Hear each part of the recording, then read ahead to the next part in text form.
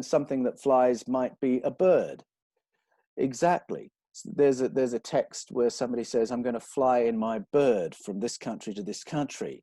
And we read that with a 21st century eye and think, that's not a bird. Mm-hmm. That's something else. But they are just using the language they know, the images they know, to try and give the reader an understanding of what they saw. And the Bible is full of things like that, for sure. Yeah, yeah. And, you know, as I said, I like to question everything. And I guess this one will probably get me some backlash, but was Jesus himself an alien? Well, as soon as you reread the Hebrew scriptures and realize that there are ETs involved in the engineering of Homo sapiens as we know ourselves to be, or the adaptation at the very least of Homo sapiens, and that there is this hybridization story that comes in Genesis 6, these interesting people groups who seem to be related to different ET demographics. You get to the New Testament and it throws up that question, where does Jesus fit in this story? Something that really intrigues me, there are two things.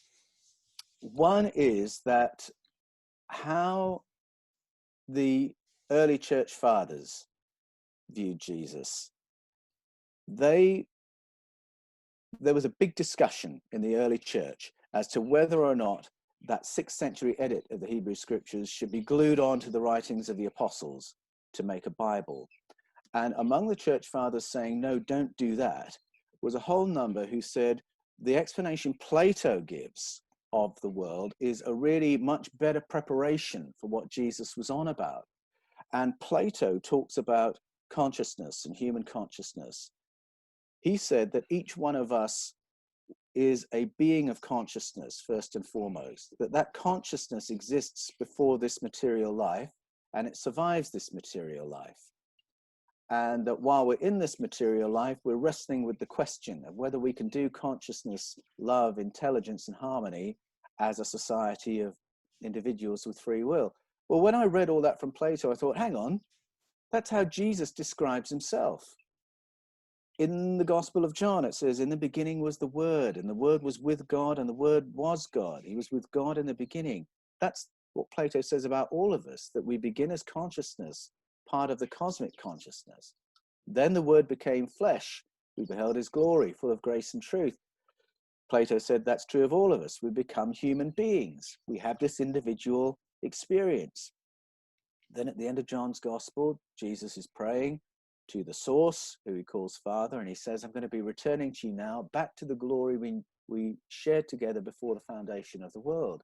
Plato says that's the story of all of us.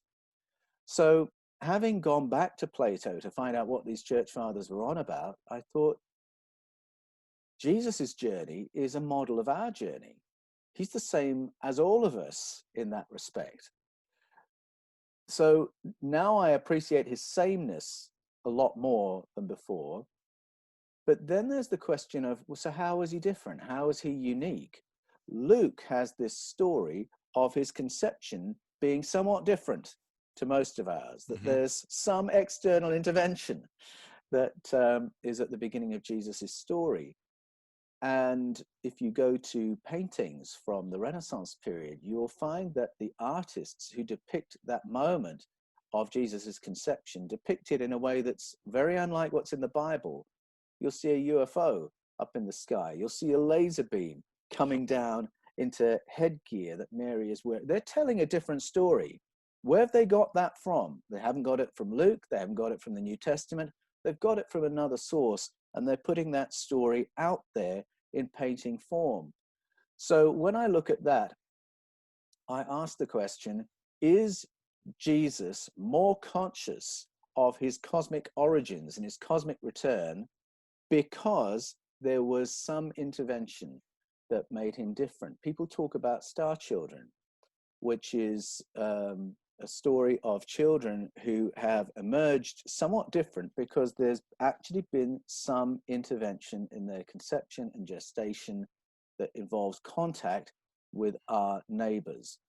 And as soon as you start listening to that and realizing that's a huge story and an ancient story, you go back to the story of Jesus and you think, well, he's definitely one of those. Mm-hmm. And again, Luke carries the story of this light leading the Magi to Jesus's house. If that is not a star, which it clearly isn't, a star can't take you to a house, then you're looking at what we now call a UAP. And if there was UAP interest in this baby Jesus, again, that hints at the possibility there's a more direct connection with our ET origins and our ET wider family. So now I would say, yes, I think Jesus falls in that star child category. And that's part of why he had this higher level of consciousness, why he had this incredible and unique role in our history as a society.